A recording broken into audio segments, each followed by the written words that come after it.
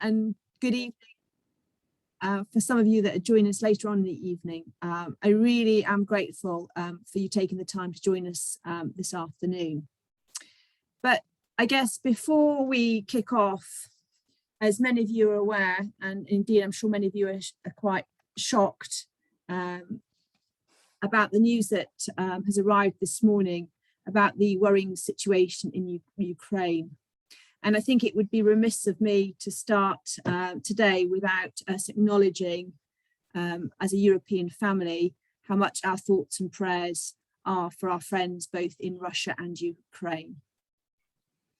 As YMCA Europe, we are inspired and proud of the work of the YMCAs in both Ukraine and Russia in what is extremely complex environments. We pray for a swift resolution and that peace is returned, and that both national YMCAs can continue their inspiring work, creating spaces for youth empowerment. I know from our discussions that Juan and I have had with Victor and Alexia, they continue to work together and work with their young people. And even this coming weekend, there's a joint webinar where Ukrainian and Russian young people will meet. And we pray especially for those young people as they come together. Now, Colossians chapter 3, verses 15 reminds us, let the peace of Christ rule in our hearts, since as members of one body, we are called to peace. Now, I think more than ever, we shall strengthen our peace-focused programs as a constant proactive response, where reconciliation, justice, and peaceful resolution of conflict are the best examples of YMCA mission in action. So this afternoon, I just want to extend God's blessings to the people of Ukraine and Russia and their YMCAs. Okay. So the purpose of today's workshop is to give some space and thought to the built assets of our YMCAs, to consider them in relation to their purpose and fit with your individual YMCA's vision, and to share some best practice and case studies from YMCAs who've been involved with different property-related projects. Firstly, I would like to thank you for logging in this afternoon and ensure that we work hard to limit our workshop to 1 hour. Secondly, I would like to thank our guests joining us today, who we'll hear from a bit later. We have Suzanne Watson from the World YMCA and Gareth Sorsby from YMCA Exeter, which happens to be my home YMCA. We have quite a lot to cover this afternoon. So here is a summary of what I hope to cover, and I promise to leave time for some of your questions at the end. This workshop forms part of the YMCA Europe's movement strengthening work, and my thanks to Olga and the YMCA Europe staff team for facilitating today. I do hope that this will be one of several workshops and perhaps a wider consultancy piece where YMCA Europe can help national and local YMCAs with some of their property challenges and opportunities. The reason I'm presenting this afternoon is that I'm a chartered surveyor with over 25 years of property development experience.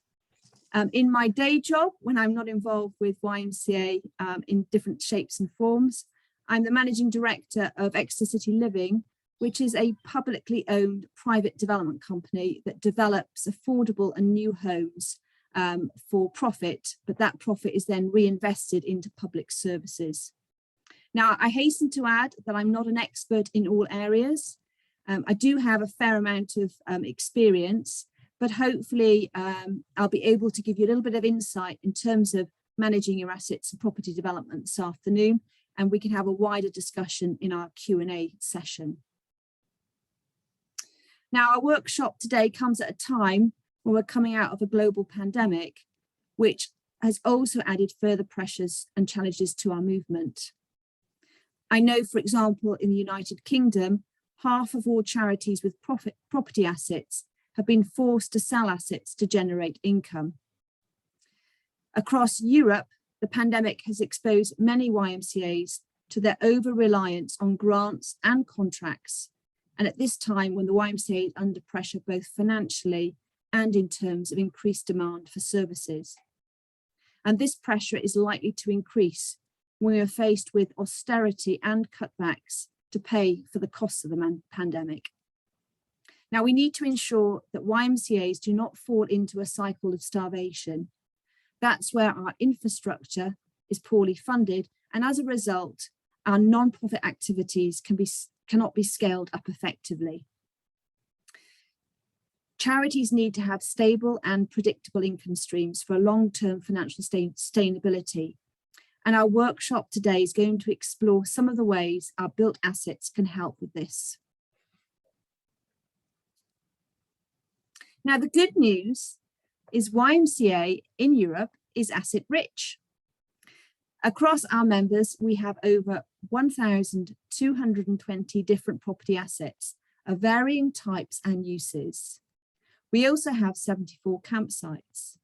So we have a really great starting platform for building greater sustainability in our movement. And there is a variety of property assets across YMCA Europe. And they all vary considerably, both in their business models for operation and for what their purposes are for. This slide gives you just a few examples. In YMCA England and Wales, we have over 106 shops. And I know that also YMCA Kosovo are growing their retail portfolio. Also in England and Wales, we have 8,800 bed spaces of a supported accommodation. And we'll hear a little bit more about that model from Gareth from YMCA Exeter. Denmark have just opened a new cafe jointly with YWCA, and this is a commercial venture. And then we have Netherlands, where the YMCA owns a top-class hotel conference centre with sports club, which also accommodates their national head office.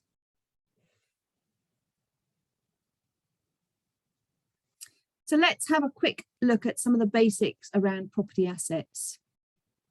Now, often we can view our property assets as a tie or a liability or a management headache. Perhaps we only think of our assets in terms of what use they are to our services and function as a charity. In reality, our assets are often valuable investments. In the majority of instances, accruing value over time by way of property inflation, assuming, of course, that they are being maintained and managed well. Your assets may also be providing you with a revenue, helping to secure your YMCA with a sustainable financial model. You may well be still paying for your assets by way of a loan, or your YMCA may have secured borrowing against your property as equity. What is clear, though, is property can be a valuable commodity and provide a sustainable model of financial security for your YMCA. Now, the value of your property asset is, however, impacted by a number of factors. And for some property assets, this can be a burden if the outgoings of the assets outweigh the income or internal value of the asset. Managing and maintaining built assets is no easy task and relies on proactive measures to ensure the assets are well maintained, appropriately insured, well managed, and importantly, have provision for life cycle replacement costs. By that, I mean you make budget provision for replacing building components when they reach the end of their material life.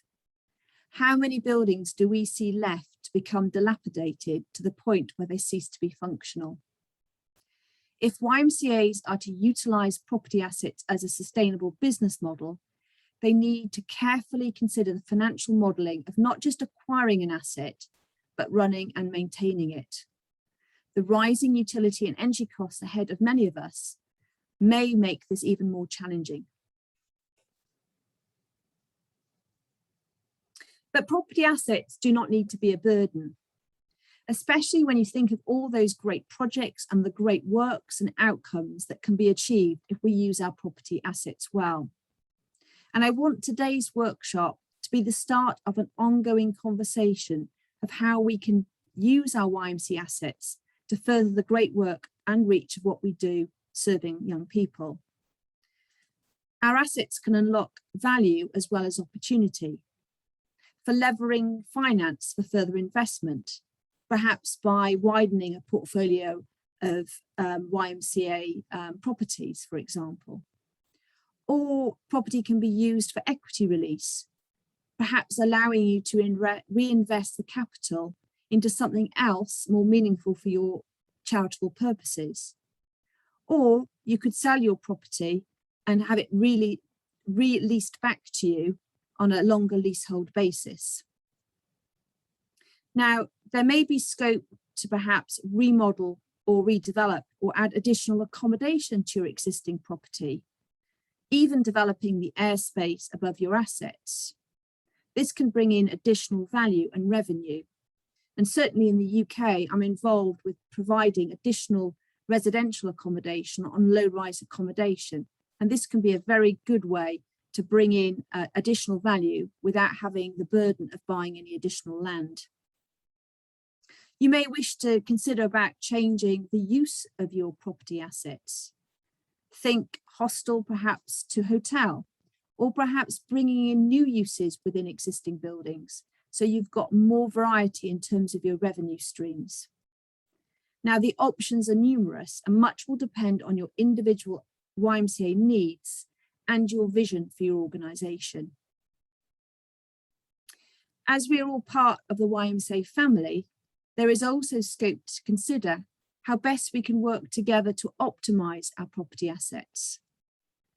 There are opportunities for working in partnership with one another or by way of a joint venture, or even with other organisations that share our goals and values. As a European family, we could consider pooling some of our assets or creating new programmes or opportunities around our assets. Think Camp Europe or a Hotel Hostel Europe type model as an example. What we do have amongst all our YMCAs is a wealth of experience and best practice. Now, today's workshop is just the tip of the iceberg where that is concerned, and our following case studies will demonstrate just that. So I'd like to first welcome Suzanne Watson, the Director of Finance and Administration at the World YMCA, to share with us World YMCA's own experience of developing their property portfolio to provide new headquarters in Geneva. Good afternoon, Suzanne, and thank you so much for joining us. Unmute myself first. Thanks, Emma. Thank you for inviting me. It's good to be here and share our story with you. I think perhaps if we could put the slides up, it'll be easier for people to understand what we did physically. And then if you want, I can explain the reasons. So obviously on the left, we have this beautiful old building, which was purchased in 1994. And, you know, it's in a big garden in a nice area in Geneva, a quite prestigious area in Geneva. And we've done our best to maintain it, painting it, doing the normal things. But being such an old building, there were a lot of problems that were going to incur serious investment. It needed complete rewiring, the roofing needed doing. And the other problem with the building was that it was, for office space, it was very impractical. You have people in different little parts, upstairs, downstairs. There was no flow. And a lot of the space just was not used. So we had a lot of empty space. So we had several sort of workshops, you know, on thinking what to do with the building. And we looked at, can we rent part of it out? Can we develop it? Can we build something in the garden? What can we do to make this building give back its value to us? And there were serious problems. It's a listed building, so development is very difficult. As I say, the investment in the maintenance work that needed doing was very, very high. And there were other inherent problems with it. There was no special needs access, no special needs toilet facilities, for example, no fire escape from the top floor. And that was a huge potential risk to us. So finally, it was decided that we would try and sell it and move on, try and find something more purpose-built, potentially with rental space as well. So this is the building, we sold it. We sold it for 13.5 million Swiss francs.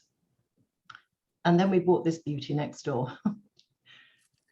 And basically, it was being built when we bought it, so we could purposely do the fit out ourselves for our own floor. So that gave us exactly the space we wanted.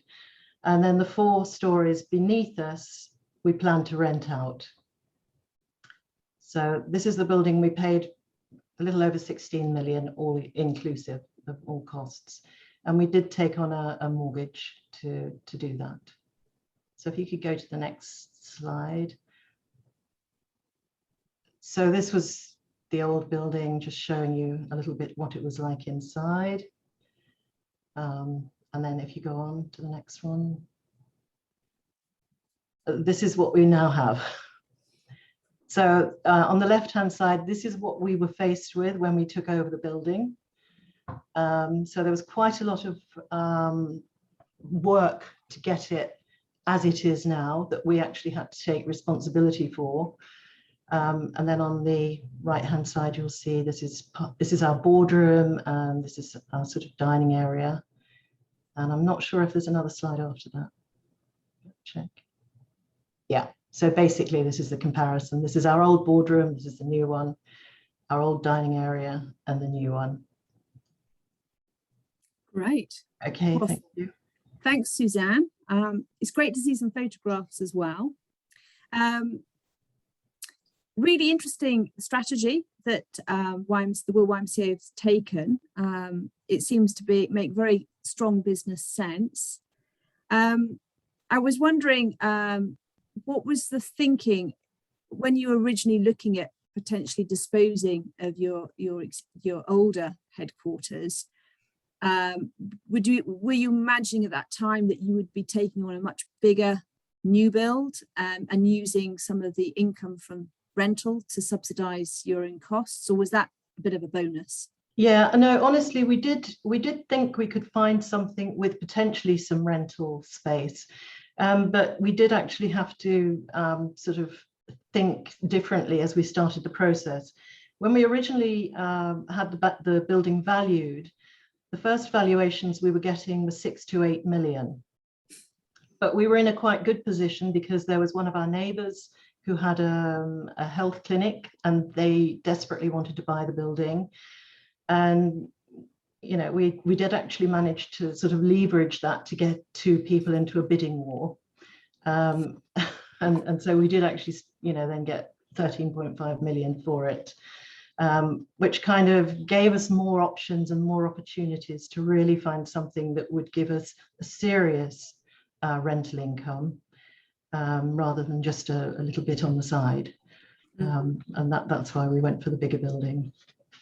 And also price, quality wise, we felt it was a very good option to purchase. Great. Yeah. And from start to finish, Suzanne, was this a long drawn out process, or was it something that was turned around relatively? I mean, property transactions never take a short amount of time, but how long did the whole process take? But to be fair, the process started way back in 2016 when we first started looking. We had analysis of the Swiss property market, and particularly the Geneva property market, done then. So we already had been doing, sort of laying the background work on what we should be doing.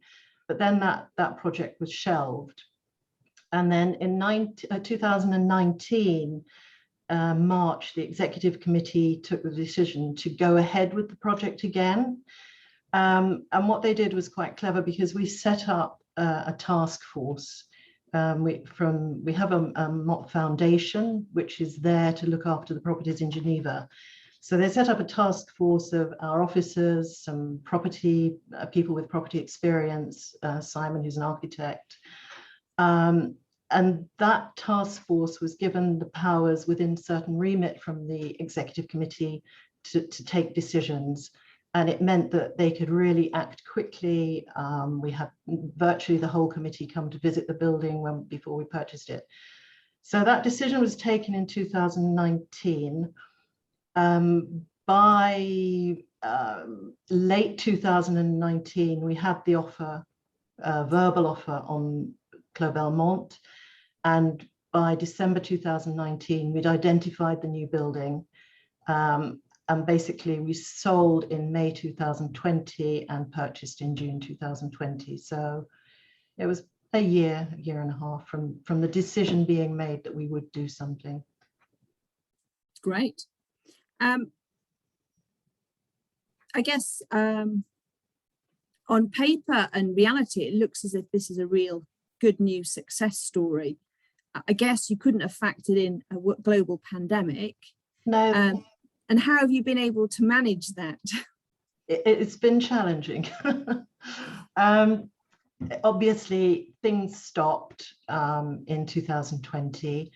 We had already 4 tenants who'd already signed up. One had actually moved in before we took over the building. So when we actually took ownership of the building, we already had a base of tenants. So we had income. So we didn't get very much in the first year, but we didn't lose money. We were net revenue, small amount. 2021 was tricky. We took a decision last year to change the brokers who were helping us to find tenants. We made it more exclusive to one particular group, and they've been really working hard. So we signed up a new tenant in December. We signed another one in January, and we have 2 more that we're in the middle of negotiating. So we will by March, we'll have half the building let. And that's a good income for us. That'll be approximately 350,000 net per year. So, I mean, that would be way over what you would need to manage your mortgage, yeah, given the surplus or the asset that you've sold. Yeah, the mortgage is 50,000 a year. So it's a really sound business model in terms of getting better space, more space, and then having a good regular income that can then subsidise you doing the great work that the World Council does. So a really good news story. Is there anything on reflection do you think you would have done differently? I have thought about that quite a lot. Not really. I think the process was quite difficult, and it was quite challenging because obviously it was done in-house. I think it would have been good if we'd had a project manager with property development experience to work at least for the months during the search and transaction phases to take some of the pressure off.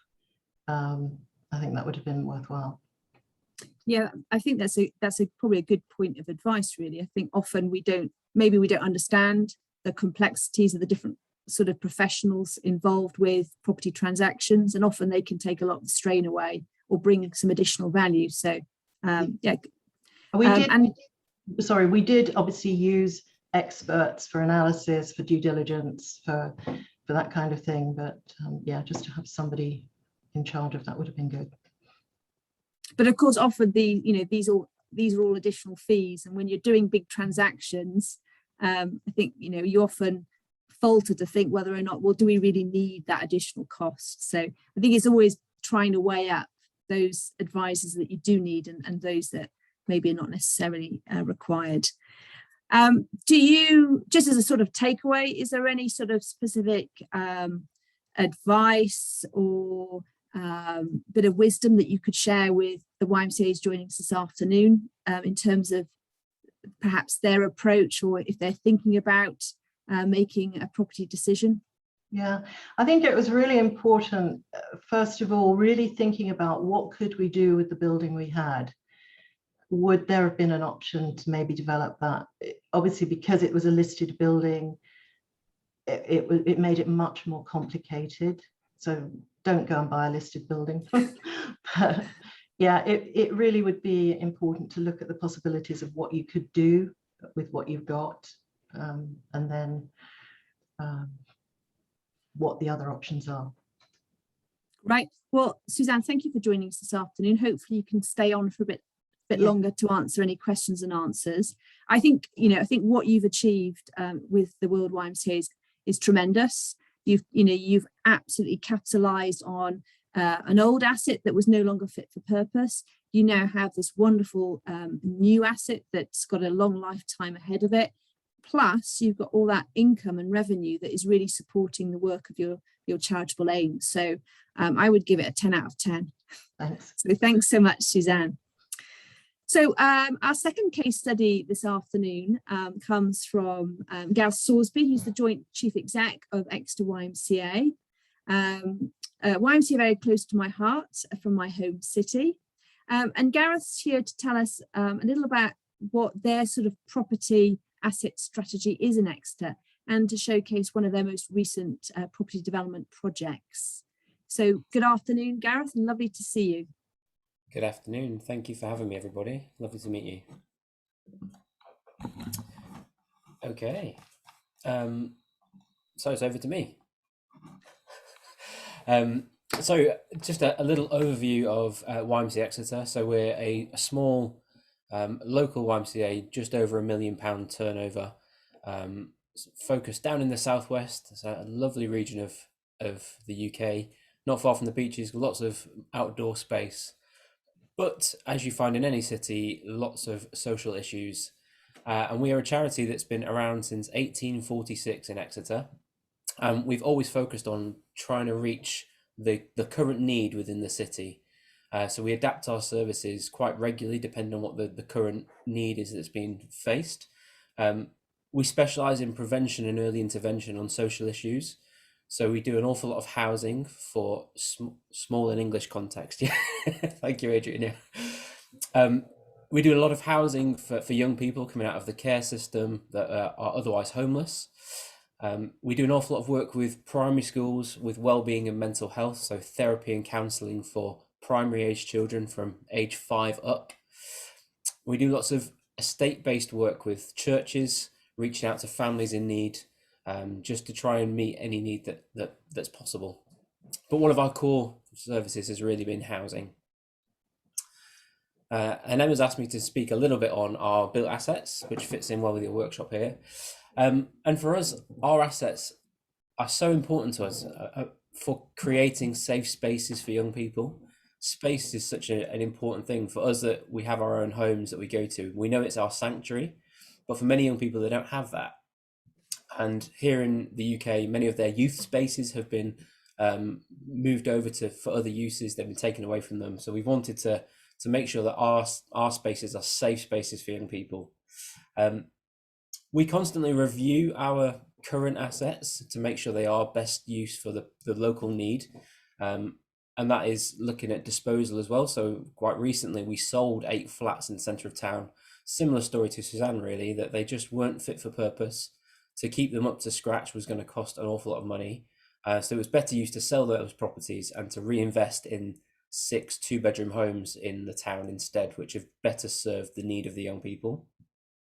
We're currently reviewing a 5-bedroom house we have at the moment, just to, again, it's not fit for purpose for what we use, but we see that we've got some volunteers and some staff that could make use of some affordable housing in the town. And they're commuting in kind of 30, 40 miles. So we could reduce those commutes and have an impact on the environment through that as well. So we basically, over the past couple of years, we wrote a 7-year housing strategy, and we were facing a couple of problems. I'm going to share my screen and get this up and running. Sorry, bear with me a second. And can you see it? Share screen? There we go.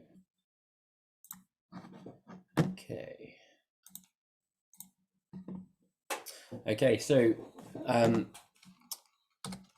the things that we were trying to tackle with our housing strategy was that we knew there was a high proportion of young people in our city that were in need of housing. These were 558 young people that had no accommodation whatsoever. They've been made homeless, or they're waiting on a register to find somewhere to live and find it impossible to do so. We knew that one bed need represented over 60% of the need within our city, but it's just not built. Developers don't build these things because you can quite easily put on another bedroom and make almost double the amount of money from it. With the work that we do, we support vulnerable young people in supported accommodation, and we get them to a place where they can live independently. But we realized that our young people, their only option really was to move into private rented, where you needed to have a deposit, you had to have your rent up front, and this was just unachievable for many young people. We're also looking at our own sustainability as a charity. As Emma alluded to earlier, many YMCAs are reliant on grants and contracts. And if we go back about 6 years, we were very reliant on one contract. And if that contract got pulled by the county council, we would have probably either sunk as a charity or had to really change our services and not do what we feel called to do. So we wanted to address that as well. And we also work to play our part in city centre regeneration. So I'll come into that a little bit. So what we set out to do was to build affordable, higher density and truly co-living, a community building. We always want to build communities, not just provide accommodation, but be a place that young people can connect with each other, connect with other generations around them. We want to build communities where young people can give back to the locality and give them opportunities to do so. We wanted to build strong relationships. Many of the young people we work with have broken family units, and they've not known what it means to be in good relationships with others. So we wanted to really focus on building that. And we wanted to provide life opportunities for someone who's grown up in Devon. They may not have ever been to the beach whilst it's only 10 miles away. So we wanted to create those opportunities for them just to engage with what Devon has to offer. So look at this wonderful building. So this was an empty warehouse. This is the back view, and this is the front view, the one with the mosaic on it here. And we looked at this property just at the end of 2019.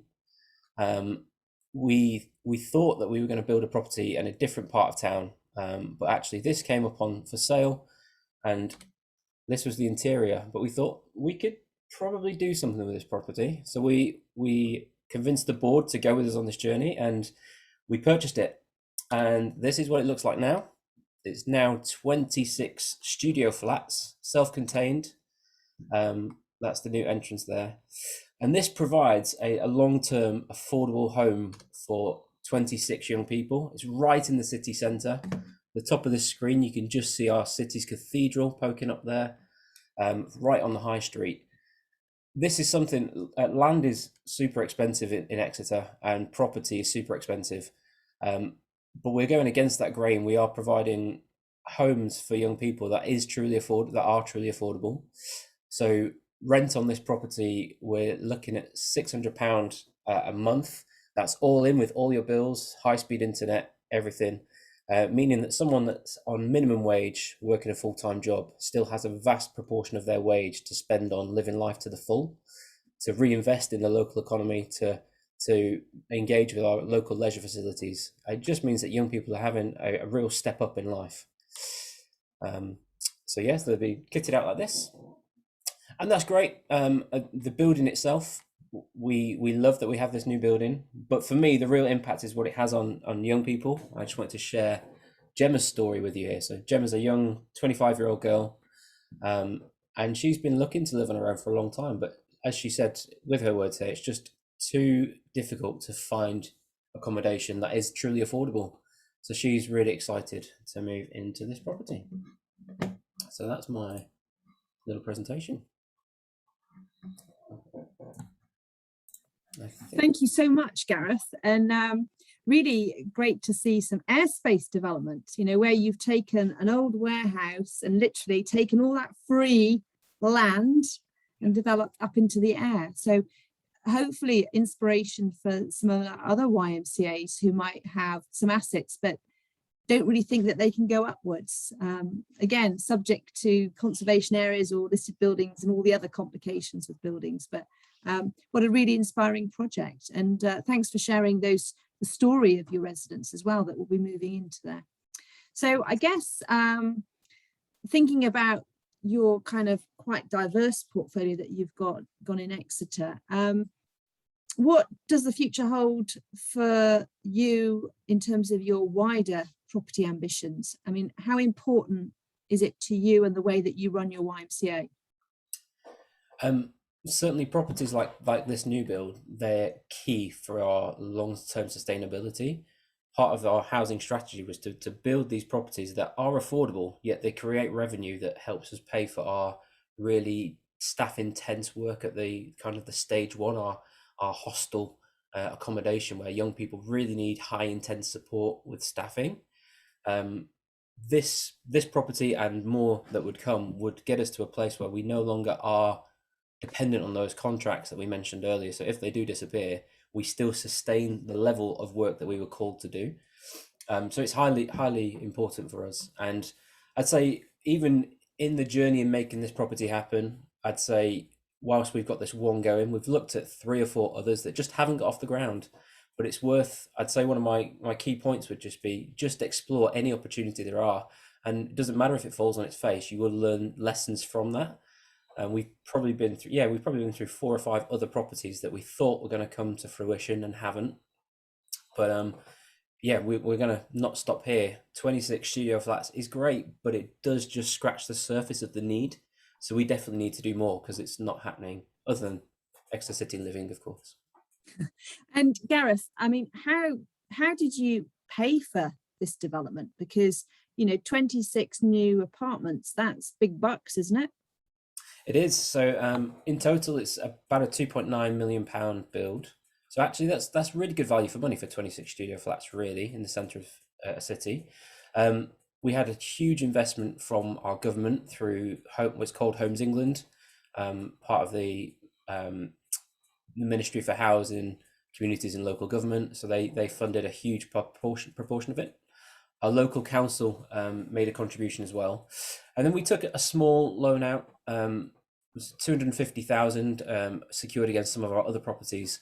But we're getting to a place where we won't need to utilise that loan and we can give it back. Actually, we've fundraised through charitable giving just to kind of bridge that gap. So we're almost at a place where we won't need to utilise any of the loan either, which is a lovely place to be in. So that government grant that you received, does that have any conditions attached? Do you have to repay that? How does that work?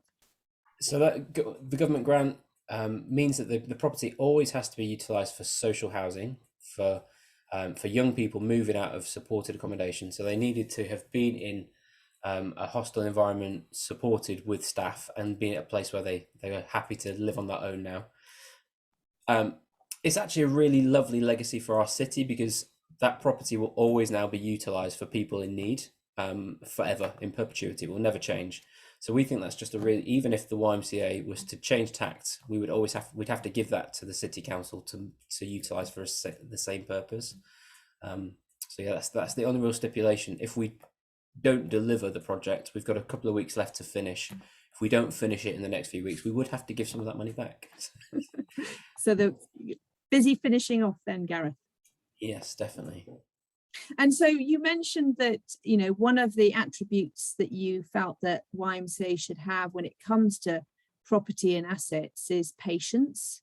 What other sort of wisdom could you share from your experience at YMCA Exeter that would be useful for other YMCAs? I think my first kind of key learning point from it was really that ultimately I'm not in control. There's been a few times where I've tried to push things through, but actually it's God that's in control for us here. We wrote this 7-year strategy and felt it was from him. He was helping us set it out. And then we got to a point where we were a year ahead of our strategy and we got really quite cocky about that and said, yeah, we're doing really well. And then a pandemic hit and put us right back on track with the strategy again. And that was completely out of our hands. So that's kind of number one. I think the second one relates to what Suzanne said and just having someone that really knows the ins and outs of property. So we were very fortunate to have yourself on our board and a couple of other board members that know property well. And then also we did buy in a housing consultant just to kind of hold our hands through this. We've never done a development before. So we needed someone that has been through the mill, that knew all the pit holes, And actually, it takes a lot of time, housing property development. So yes, having someone that knows what they're doing, honestly, it's worth their weight in gold. Great, Gareth, and really nice to feel that you know, your property strategy is really embedded in your faith and how you're using these assets to live out the faith of the YMCA and provide much needed accommodation for young people. So that is so lovely to hear and to see come to fruition. So thank you so much, Gareth, for joining us this afternoon and sharing that case study with us. So thank you very much. Thank you for having me. Okay, so we're doing pretty well on time for a change. I'm pretty notorious for my timekeeping. So we've got 15 minutes remaining. So we have now got some open time. We've got Gareth and Suzanne staying with us just for a while longer. So really, here's your opportunity to pose any questions or comments or to contribute towards today's workshop. So if we can open up the floor, we're ready to take any questions or comments. As we are not so many people here, it will be really great if you can raise your hand and voice your questions and comments. I think that we can afford it today. Yes, yes, this is Juan speaking. Thank you so much, Gareth, and thank you for your input and the way you're leading the project and the impact that it has. Definitely, this is aligned 100% with YMCA mission and impact. But my question would be, in terms of the support that you receive from the city hall or the local authorities, in addition to that, which will be, in terms of the private sector, the type of institutions that you would be receiving support, the profile of corporations or the individuals that you're receiving, the additional supporting the fundraising that you do for this specific project. Thanks, Juan. Gareth? Yeah, of course. So it's really diverse, actually. So we, right at the very beginning of the project, back in 2020, when we purchased the property, we went quite hard on our fundraising strategy with the property. So we went out to private donors. We've done an awful lot of press releases, getting on the local television, BBC, the radio, etc.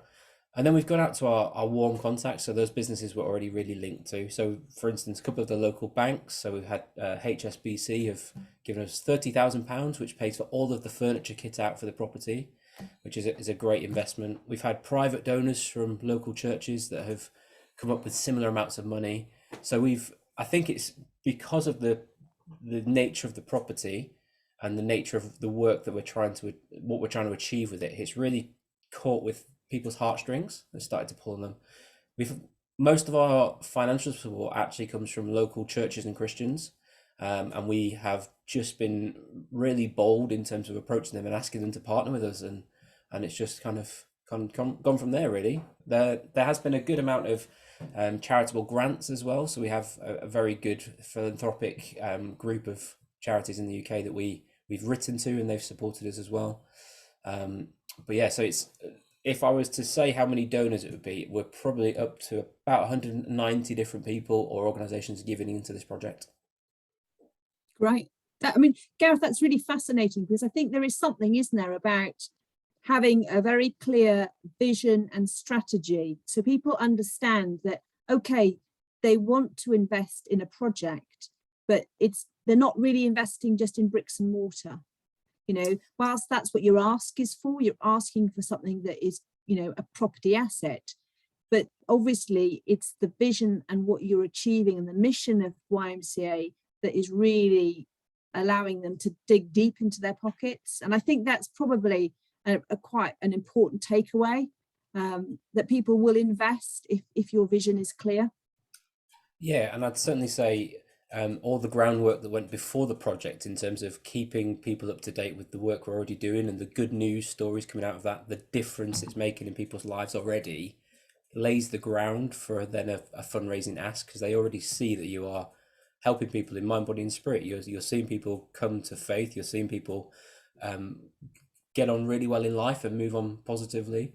And they like that. We're constantly bombarded with bad news. We don't get enough good news. So I'd encourage you all to do that more. Yeah. Thank you, Gareth. And thank you. We've got a hand up from Vortec. Yeah, hi Gareth.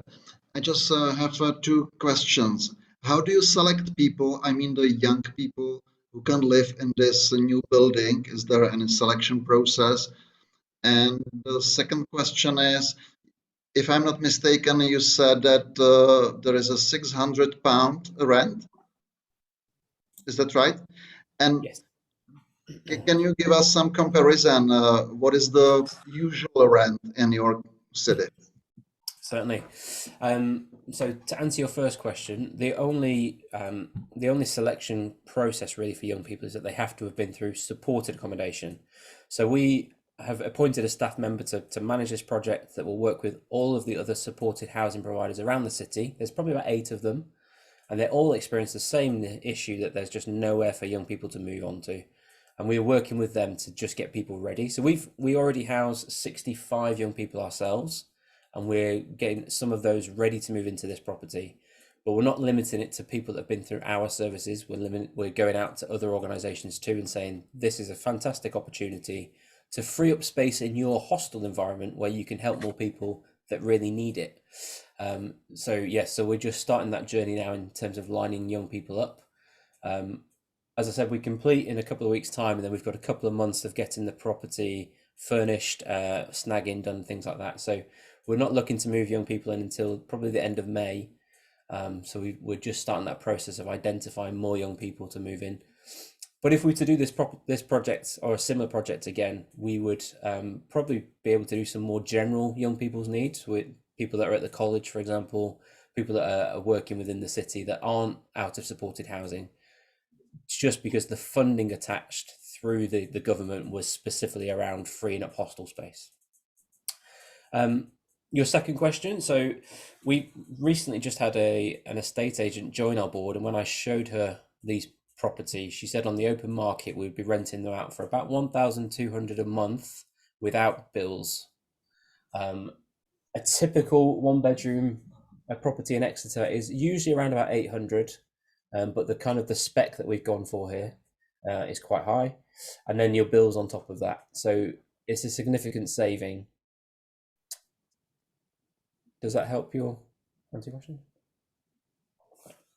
Great, Gareth, and really interesting that, you know, the ambitions of this project are also partnership with other supported housing providers. So, you know, you've taken this to be not just, well, this is a YMCA project, we're only helping our own, that you're doing this to enable great new accommodation for other young people that are not necessarily in other YMCA accommodation. So a great sort of partnership working story. So yeah, really, really good to hear. Now, can I ask, for those people that have joined us this afternoon, are any of you facing a particular property issue or a project that you're thinking about that you might want to share with us, or just got some thoughts?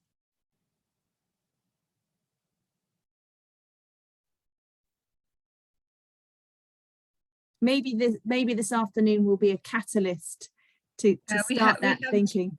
We have Julian who's raising his hand, so please. Oh, great. Apologies, Julian. Sorry.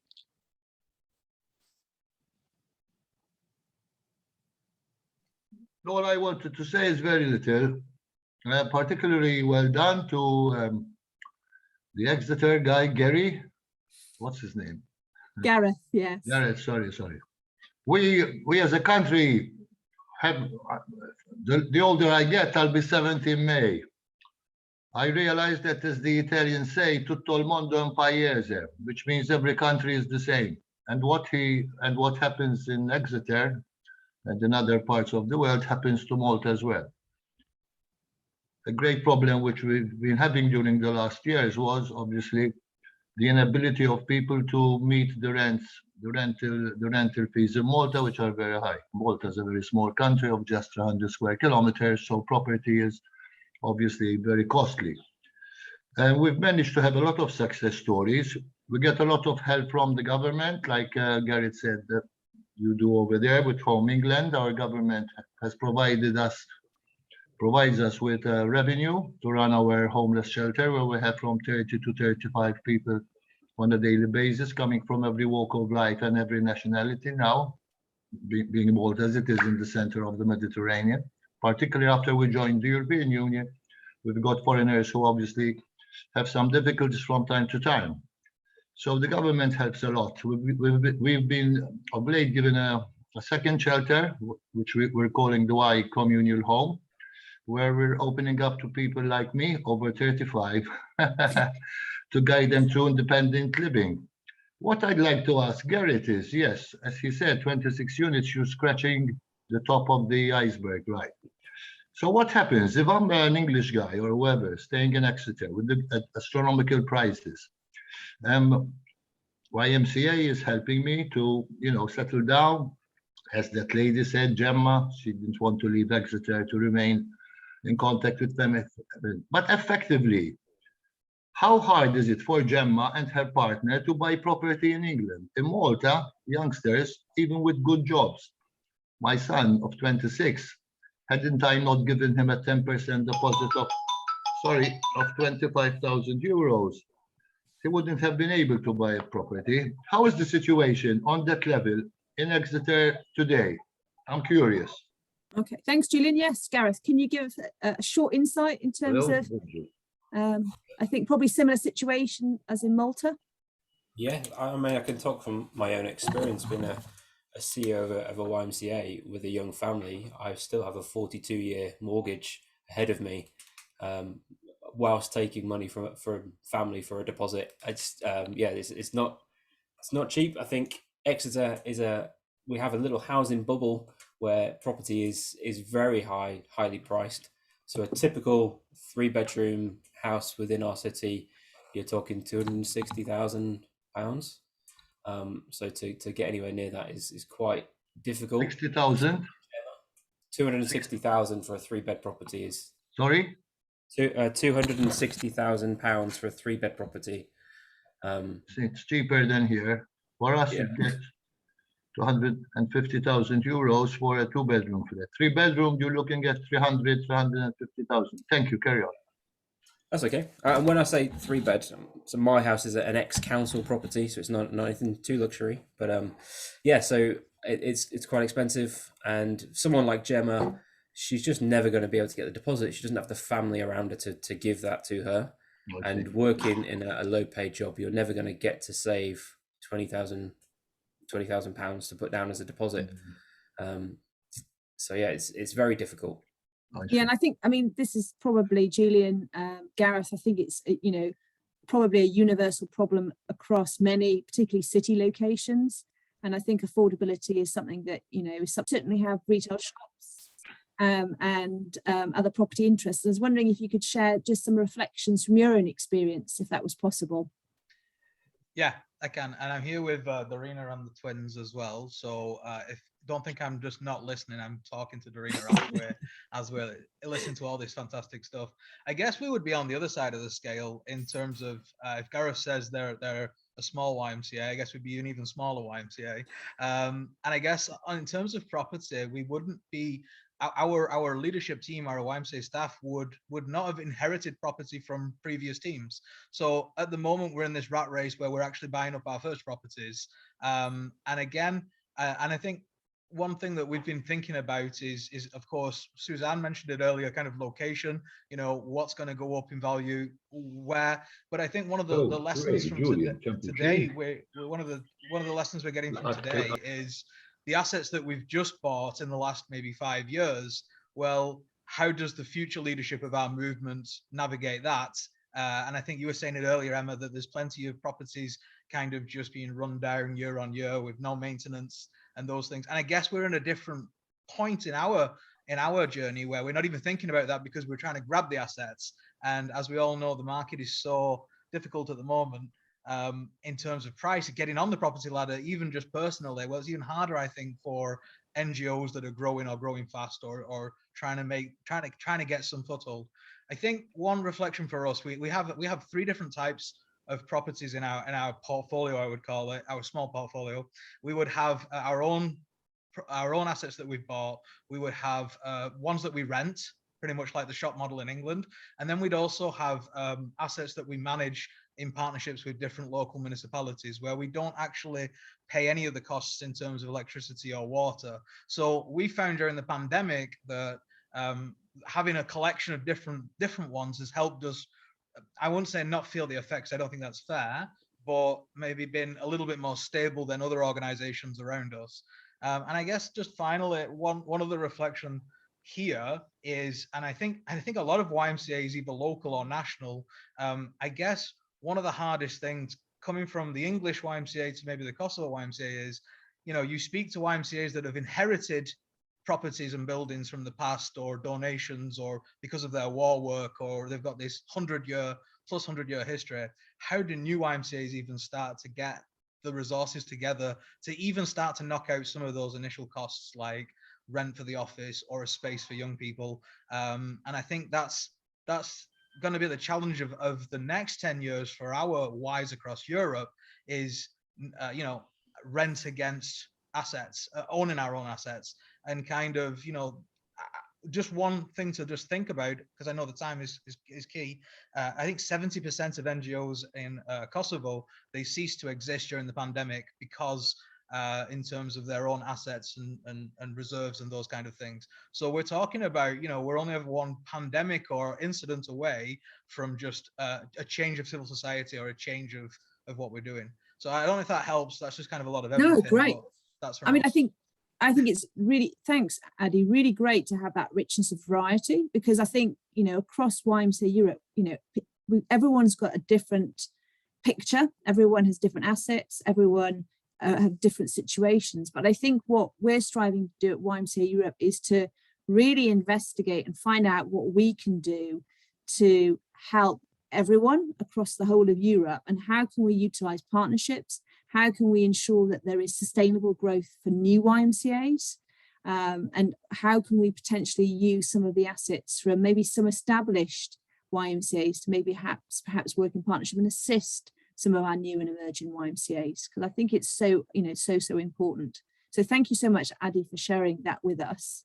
And thank you everyone for joining us this afternoon. So before we close today, can I just say a special thanks to Suzanne Watson from the World YMCA and to Gareth Sorsby at YMCA Exeter. Special thanks also to Olga and Marius and Juan from the YMCA Europe staff team that have facilitated the workshop this afternoon. And last but not least, and I was hoping Addy was going to leave the camera on so we could at least have a peep at these babies. Thank you everyone for tuning in and joining us to share what's been a short but hopefully a starting point in terms of looking at our property assets. If you've got any further questions or feedbacks or suggestions of how we may be able to help you with your own portfolio of assets, then do get in touch with the YMCA Europe office. And in the meantime, may I thank you all for joining us. Julian, I hope YMCA Malta have a successful annual general meeting, annual general assembly this coming weekend. And may I extend my very best wishes to you all and every blessings. Good afternoon, good evening, and good night. Thank you. Bye. Thank